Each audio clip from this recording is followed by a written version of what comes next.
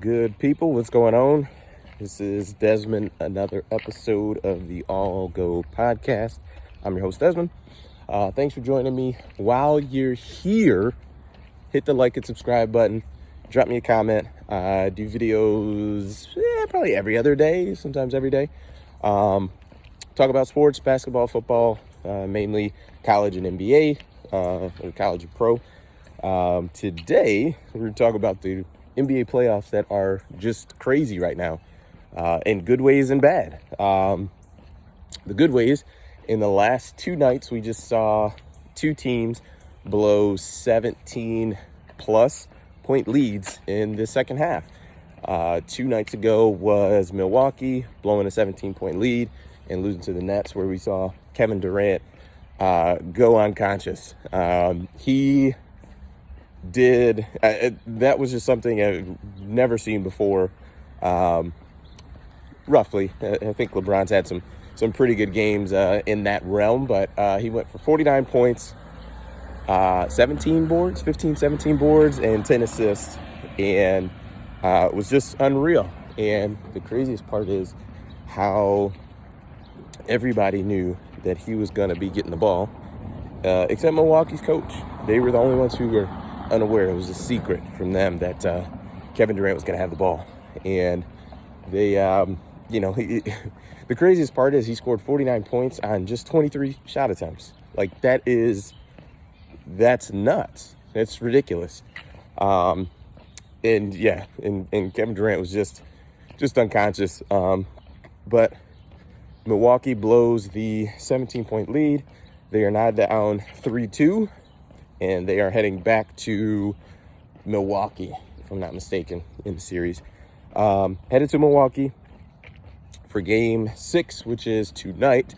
And it's a must-win, win or go home for them. And it sounds like James Harden will play again in Game 6, and Kyrie will not. To me, Milwaukee had to win that game, just because of, even with Kevin Durant going as crazy as he did, James Harden scored 5 points in the game and played like 46 minutes. He played almost the entire game and only scored 5 points. So you had a guy out there essentially doing nothing, and you were able to lose that game. Giannis he's taking this one on the chin because he's definitely got to play better. Bad on defense. And really, you'd love to see him guard Kevin Durant while he's going for 49 points in the game. But, he does what his coach tells him. And he's also just got to... Giannis is... These playoffs aren't looking great. But for Giannis, offensively, you'd like to see him do more than just his typical, drive Euro step. He's getting offensive fouls. You got to develop some type of post game. You're getting James Harden matched up on you one-on-one in crunch time, and you decide to take a fadeaway jumper instead of just punishing him and getting to the front of the rim. And Giannis has just got to do a better job of understanding situational basketball. Him as a superstar, as well as their coach, Mike Budenholzer, which I think that if the Bucks lose this series, I think Budenholzer's probably going to get fired. And it's unfortunate because I don't really like to call for guys' jobs, but it's hard to see how he lasts through this. I mean, these last 3 years that they've been put out of the playoffs has been just terrible. You go up 2 on Toronto and then you lose 4 straight. I think they got, 5 games got put out by the Miami Heat last year, who Miami Heat was a 5 seed, like the 5th ranked team, and you got a gentleman sweep. And then this year, Brooklyn is down, they came into the series, I think, down Harden.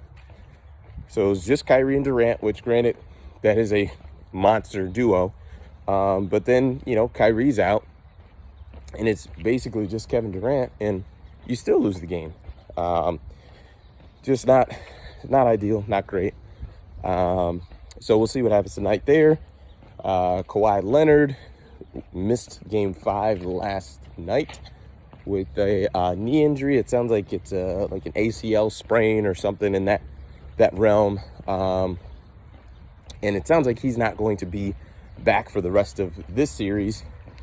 To me, I don't know how you have an ACL sprain and come back in a week to play basketball. So for me, even next round, if the Clippers do advance to the Western Conference Finals, I don't know how Kawhi Leonard plays on an ACL sprain. So, I mean, he might be out indefinitely. But the Clippers did their thing last night. They somehow won that game. I didn't think there was any hope ever for them to win that game without Kawhi Leonard. I didn't think there was a hope of them winning any games without Kawhi Leonard, especially in the playoffs. But Paul George came through. You know, they had Marcus Morris came through, hit some big threes, and it's you know, they pulled it out. Utah shot lights out in that first half, and we're only up like 5 at the half, and it ended up being pretty pretty interesting. But Clippers pull it out. The Phoenix Suns, they and the NBA is just wild right now. Chris Paul is right now in safety protocols for COVID-19. I haven't seen what exactly has happened. I assume he's tested positive, but that hasn't come out. Hasn't been a clear report on it, that if that's the case of what happened, or if it's like a family member, so on and so forth. So he is out indefinitely. Who knows what's gonna happen there. Thank goodness for Phoenix that they took care of business and swept the Denver Nuggets, because had that not happened, and imagine if the Clippers were going into a game 7 right now, or game 6, and needed to win it. It's another reason why you got to take care of business and not mess around and let teams hang around when you're better. So they've got that going on. With Chris Paul, they are talking about depending on if he is vaccinated or is not, his isolation time may be different. Like I said, they're probably praying that the Clipper series goes 7 games, just to give him as much time as possible to get out of the protocol. Which it's crazy. I saw someone on Twitter had put that, it's just for any time Chris Paul gets deep in the playoffs, that all hell breaks loose. And that's basically what happens.